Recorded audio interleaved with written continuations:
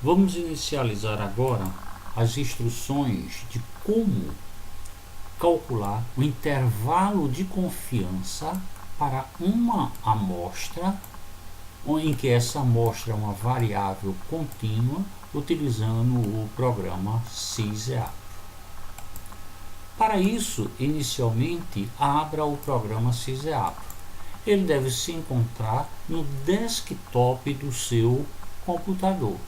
Caso contrário, você o tirou por algum motivo, tá? Então busque o diretório SysEap. Dentro do SysEap você vai encontrar o arquivo syseap.exec. Dê um duplo clique nele para colocar ele em funcionamento, ou neste caso, dê um duplo clique no ícone e ele vai aparecer.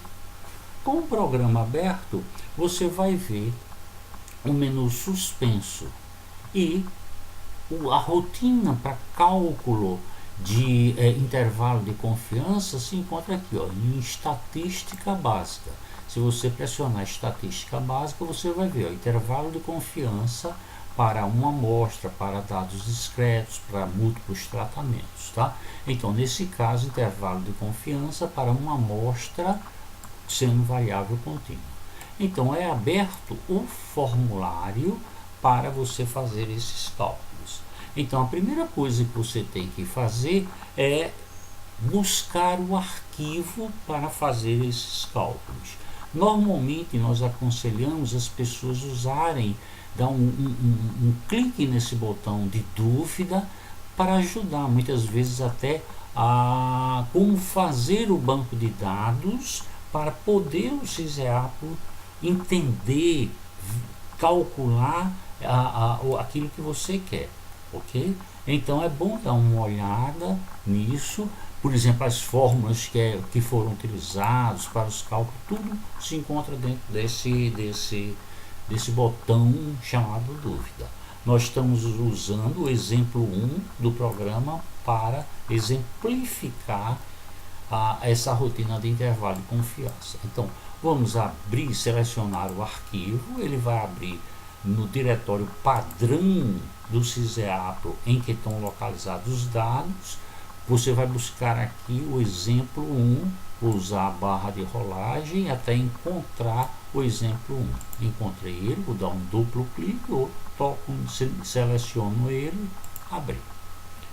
Bem, veja que no arquivo do exemplo 1 nós temos duas variáveis, altura e peso. Você tem que selecionar qual a variável que você vai trabalhar. Só pode ser uma variável por vez. A gente não pode fazer um duplo cálculo ao mesmo tempo, ok?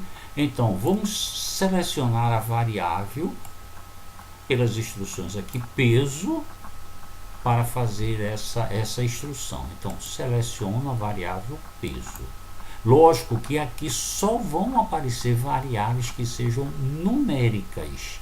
Variáveis alfanuméricas não entram nessa janela aqui, se tivesse alguma variável alfanumérica aqui, né? Então, selecionei a variável peso. Aí vem a pergunta: você quer usar algum transformador para essa variável? Caso necessário, você vem aqui, estabelece qual o transformador a ser utilizado neste vetor peso, nesta variável peso. Não vamos alterar, né? Apesar de que está dito esse transformador, mas esse transformador aqui, ó, o K é igual a 0, então é pegar cada valor dele e colocar ele mesmo. A segunda pergunta que a gente tem que responder é: a variância é conhecida dessa variável peso? Olha, não confundir variância amostral. Eu posso chegar aqui e calcular, pedir para calcular a variância amostral aqui dessa massa de dados, mas a pergunta aqui seria mais coerente, aqui mais certa, a variância populacional. Está aqui, ó, variância populacional é conhecida? Se sim, você aperta aqui sim, e tem que dizer quem é esse valor. Mas na maioria dos casos, não, ela não é uma variância conhecida, ok? Então, não. Vamos a seguir. Tá, uma variância, quando não é conhecida, praticamente me leva para o teste T. Se eu digo que a variância é conhecida, praticamente me leva para a Z. Tá? Então aqui geralmente agora, se houver uma necessidade, você queira modificar por alguma razão, você pode alterar isso daqui, ok? Qual o nível de significância que você quer dar para esses seus cálculos? 95% de acerto? Não é? Garantir com 95% que a média real encontra-se dentro daquele intervalo? Então você pode vir aqui e estabelecer o nível de significância que você quer para as suas análises. Na maioria das vezes, 95% é o suficiente. Agora, quando a gente muitas vezes trabalha com dados de segurança, dados que possa levar à mortalidade, a gente pode aumentar esse nível de significância para 99, 99,9, por aí, né? Qual a precisão dos cálculos, o número de casas decimais? Com 4, com 5, com 6? Normalmente o default 4, né? Mas se você houver uma necessidade, você pode alterar essa precisão dos dados. Então, fixar as condições, calcular. Note que aí nós temos 3 intervalos de confiança, ok? Nós temos 3 intervalos de confiança. O primeiro, que é a média com desvio padrão, depois a média com o erro padrão da média e a média com o erro padrão da média vezes a distribuição. Nós recomendamos esse 3 por ele ser mais preciso.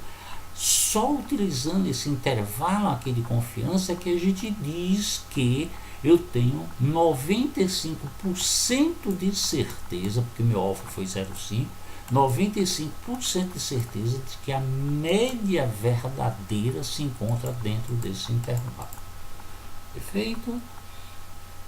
Então, se você quiser gravar esses resultados ou imprimir esses resultados, basta você pressionar um desses botões. Imprimir os resultados, ele manda essas informações para a impressora local. Gravar esses resultados, ele vai gravar com o formato TXT, que depois você pode buscar essas informações e transferir para o seu processador de texto principal, ok?